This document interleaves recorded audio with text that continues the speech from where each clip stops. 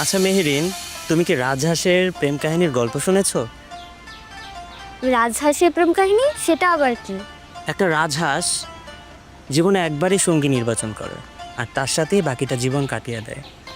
আর সেই রাজহংসী যদি কোনো কারণে হারিয়ে যায়, তাহলে সেই রাজহংস বাকিটা জীবন একাই কাটিয়ে দেয়।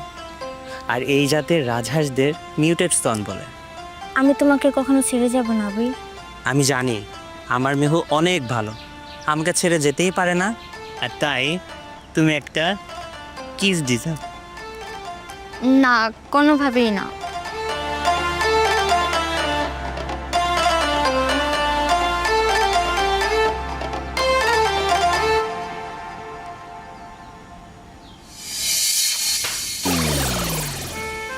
কিরে হতচ্ছাড়া, তুই কখন থেকে ডাকছি, কথা কানে যায় না?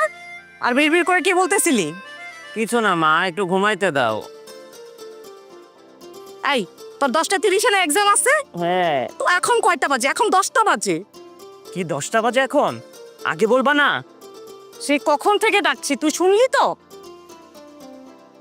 ছেলেটাকে নিয়ে আর বাঁচি না, ঘুমালে আর হুশই থাকে না।